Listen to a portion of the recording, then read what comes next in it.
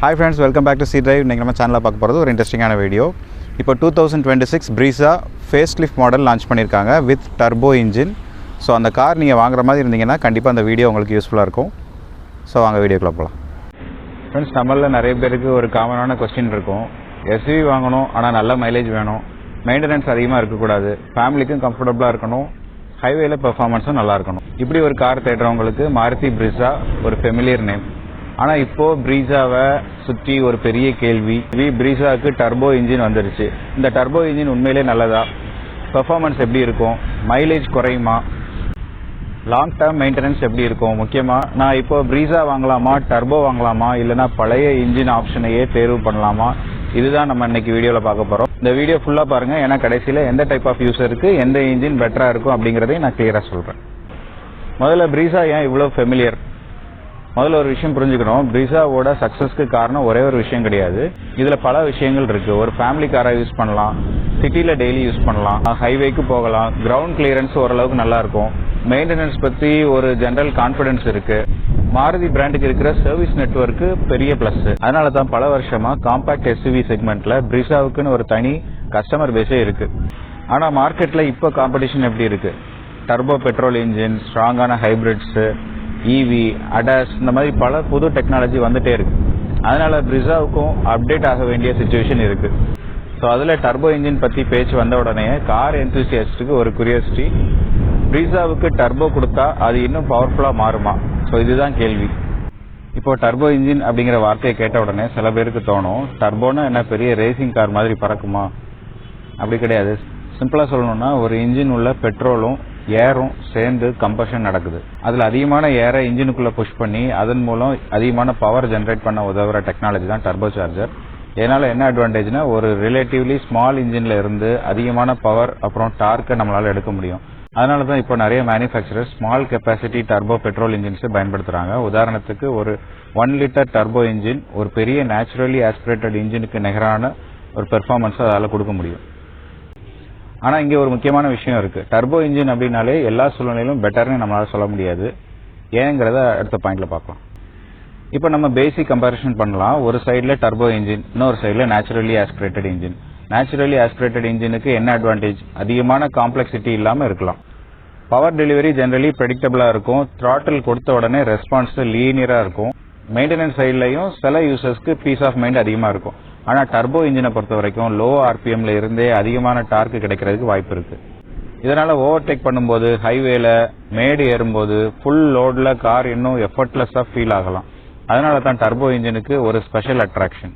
ஆனால் டர்போ இன்ஜினில் டிரைவிங் ஸ்டைலும் முக்கியம். டர்போ எப்படி வேலை செய்யுது, எப்போ பூஸ்ட் வரும், எந்த ஆர்பிஎம்ல டார்க் அதிகமாக கிடைக்கும், ஸோ இந்த விஷயங்கள் காரோட டிரைவிங் எக்ஸ்பீரியன்ஸை சேஞ்ச் பண்ணும். இப்போ முக்கியமான விஷயத்துக்கு வருவோம். Brezzaவில் டர்போ இன்ஜின் இருக்கிறதுனால அதோட பிக்கெஸ்ட் அட்வான்டேஜ் என்னவா இருக்கும்? பெர்ஃபார்மன்ஸ். நீங்கள் சிட்டியில் டிராஃபிக்குள்ளே டிரைவ் பண்ணும்போது அதிகமான பவர் தேவைப்படாது. ஆனால் ஹைவேக்கு போகும்போது 4 பேர் உட்காந்துருக்காங்க, பூட்டு ஃபுல்லாக இருக்குது, ஏசி ஆனில் இருக்குது, ஒரு வெஹிக்கிளை ஓவர்டேக் பண்ணணும். அப்போ தான் இன்ஜினோட டார்க் முக்கியம். ஒரு டர்போ இன்ஜினோட பெர்ஃபார்மன்ஸை நம்ம இங்கே தான் பார்க்க முடியும். அதாவது இன்ஜின் ஸ்மால் தான், ஆனால் பஞ்ச் நல்லா இருக்கும் அப்படிங்கிற ஒரு ஃபீலும் நம்மளுக்கு வரும். ஆனால் இங்கே ஒரு ட்விஸ்ட்டு, டர்போ இன்ஜினுக்கு அதிகமான பவர் இருக்குது அப்படிங்கிறதுக்காக ஒவ்வொரு சுச்சுவேஷன்லையும் மைலேஜ் அதிகமாக இருக்கும் அப்படிங்கிறத சொல்ல முடியாது. டிரைவிங் ஸ்டைல் ரொம்ப முக்கியம். டர்போ பவரை அடிக்கடி பயன்படுத்த ஆரம்பிச்சிட்டிங்கன்னா ஃபியூல் கன்சம்ஷன் நேச்சுரலி இன்க்ரீஸ் ஆகலாம். அதனால் turbo engine plus aggressive driving கண்டிப்பாக மைலேஜ் குறையிறதுக்கு வாய்ப்பு இருக்குது.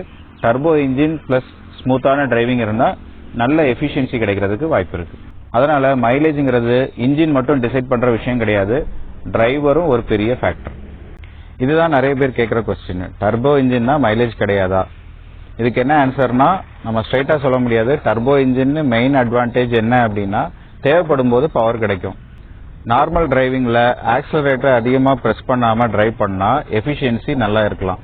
ஆனால் நீங்கள் ஒவ்வொரு சிக்னல்லையும் டர்போ எப்படி ஒர்க் ஆகுது அப்படின்னு நீங்கள் டெஸ்ட் பண்ண ஆரம்பித்தா கண்டிப்பாக நீங்கள் மைலேஜை மறந்துட வேண்டியதான். ஒரு சிம்பிள் எக்ஸாம்பிள், ஒருத்தர் டர்போ கார் வாங்குறாரு. அவர் தினமும் ஹார்டான ஆக்சிலரேஷன், சடன் பிரேக்கிங், ஹை ஆர்பிஎம்ல ஃபாஸ்ட்டாக ஓவர்டேக் பண்ணுறாரு, இந்த மாதிரி தான் டிரைவ் பண்ணுறாரு. அவரோட டிரைவிங் ஸ்டைலே அப்படி தான் இருக்குன்னு வச்சுக்கோங்க. ஆனால் அவர் கண்டிப்பாக சொல்லுவார், இந்த காரோட மைலேஜ் ரொம்ப கம்மி அப்படின்னு சொல்லுவார். இன்னொருத்தர் அதே காரை ஸ்மூத்தாக டிரைவ் பண்ணுறாரு, அவருக்கு நல்ல எஃபிஷியன்சி கிடைக்கும். ஸோ இன்ஜின் டர்போவா இல்லையா அப்படிங்கிறத விட அது எப்படி நம்ம டிரைவ் பண்ணுறோம் அப்படிங்கிறது தான் முக்கியம். ஸோ இப்போது அடுத்த ஒரு கன்ஃபியூஷன், டர்போ இன்ஜின் வாங்கிட்டோம் அப்படின்னா மெயின்டெனன்ஸ் பில்லு ஜாஸ்தியாக வருமா அப்படிங்கிறது. இது ஒரு வேலிடான கொஸ்டின் தான். டர்போ சிஸ்டமில் அடிஷ்னல் காம்பனன்ட் இருக்கும், turbo charger, inter cooler, additional plumbing. அதனால் நேச்சுரலி ஆஸ்பிரேட்டட் இன்ஜினை கம்பேர் பண்ணும்போது சிஸ்டம் காம்ப்ளெக்சிட்டி அதிகமாக இருக்கும். ஆனால் அதனால் டர்போ கார் வாங்கினா கண்டிப்பாக பிரச்சனை வரும் அப்படின்னு சொல்ல முடியாது. மாடர்ன் டர்போ இன்ஜின்ஸு சரியாக மெயின்டைன் பண்ணுனா லாங் டேர்மாக நல்லா பெர்ஃபார்ம் பண்ண முடியும். ஆனால் சில ஹேபிட்ஸ் முக்கியம். இன்ஜின் ஆயிலை சரியான நேரத்தில் மாற்றணும், மேனுஃபேக்சர் ரெக்கமெண்ட் பண்ணுற ஆயில் கிரேடை யூஸ் பண்ணணும், சீப்பான ஆயில் போட்டு எப்படியாவது ஓடும் அப்படின்னு நம்ம நினைக்கக்கூடாது. டர்போ இன்ஜினை பொறுத்த வரைக்கும் லூப்ரிகேஷன் ரொம்ப முக்கியம். அப்புறமா இன்ஜினை கோல்ட் ஸ்டார்ட் பண்ண உடனே அக்ரெசிவாக டிரைவ் பண்ணக்கூடாது. லாங் ஹைவே டிரைவ் முடிச்ச உடனே இன்ஸ்டண்ட்டாக இன்ஜினை ஆஃப் பண்ணுறதுக்கு பதிலாக நார்மல் டிரைவிங்கில் கூல் டவுன் ஆகிற மாதிரி பயன்படுத்துறது நல்ல ப்ராக்டிஸ். மாடர்ன் கார்ஸில் டெக்னாலஜி இம்ப்ரூவ் ஆகிருந்தாலும் நல்ல மெயின்டெனன்ஸ் எப்போதுமே இம்பார்ட்டண்ட்டான விஷயம். ஃபேமிலி யூசர்ஸ் பொதுவாக என்ன பார்ப்பாங்க? Mileage, reliability, comfort, automatic convenience, service cost, resale value. So இந்த எல்லா விஷயங்களையும் பேலன்ஸ் பண்ணி பார்க்கணும். நீங்கள் ஒரு family user, mostly city usage, occasionally highway, performance பெரிய ப்ரையாரிட்டி இல்லை அப்படின்னா நேச்சுரலி ஆஸ்பிரேட்டட் இன்ஜின் போதுமானதாக இருக்கலாம். ஆனால் நீங்கள் ஃபேமிலியோட அடிக்கடி ஹைவே ட்ராவல் பண்ணுறீங்க, ஹில் ஏரியாஸ்க்கு போகிறீங்க, ஓவர்டேக்கிங் பெர்ஃபார்மன்ஸ் உங்களுக்கு ரொம்ப முக்கியம் அப்படின்னு நீங்கள் நினச்சிங்க அப்படின்னா டர்போ ஆப்ஷன் நீங்கள் கன்சிடர் பண்ணலாம். ஸோ அடுத்தது ஒரு முக்கியமான விஷயம், ப்ரைஸ் டிஃபரன்ஸ். டர்போ இன்ஜின் ஆப்ஷனுக்கு நேச்சுரலி ஆஸ்பிரேட்டட் இன்ஜினை விட அதிகமாக பணம் செலவாகுதா? அந்த ப்ரைஸ் டிஃபரன்ஸ் எவ்வளோ? அதற்காக கிடைக்கிற அடிஷ்னல் பெர்ஃபார்மன்ஸு அந்த எக்ஸ்ட்ரா மணிக்கு ஒர்த்தா? இதுதான் ஆக்சுவல் கொஸ்டின். உதாரணத்துக்கு நீங்கள் டர்போ இன்ஜின் வாங்குறதுக்கு ஒரு 1 lakh அல்லது அதுக்கு மேலே எக்ஸ்ட்ரா செலவு பண்ண வேண்டியிருந்தா நீங்கள் உங்களே கேட்டுக்கணும், எனக்கு அந்த எக்ஸ்ட்ரா பெர்ஃபார்மன்ஸ் உண்மையிலே தேவைப்படுதா? நீங்கள் அந்த பவரை பயன்படுத்தவே இல்லைன்னா எக்ஸ்ட்ரா மணி செலவு பண்ணி டர்போ வாங்குறதுல பெரிய பெனிஃபிட் இருக்காது.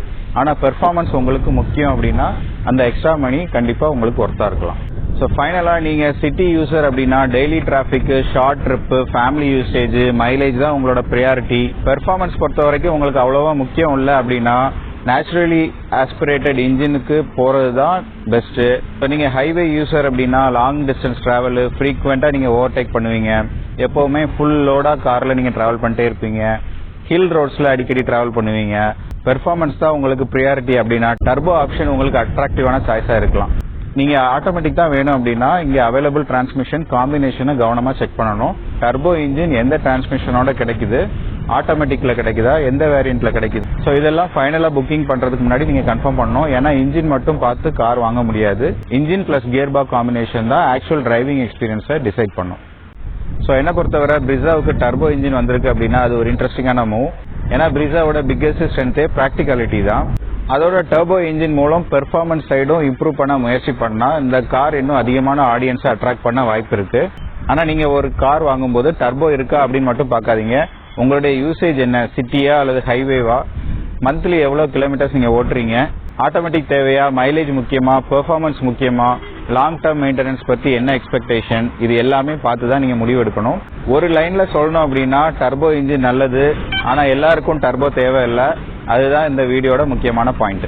ஸோ இந்த வீடியோ உங்களுக்கு யூஸ்ஃபுல்லாக இருந்தால் லைக் பண்ணுங்கள். உங்கள் ஃப்ரெண்ட்ஸ் அல்லது ஃபேமிலியில் ப்ரீஸா வாங்க பிளான் பண்ணுறவங்க இருந்தால் இந்த வீடியோவை அவங்களுக்கு ஷேர் பண்ணுங்கள்.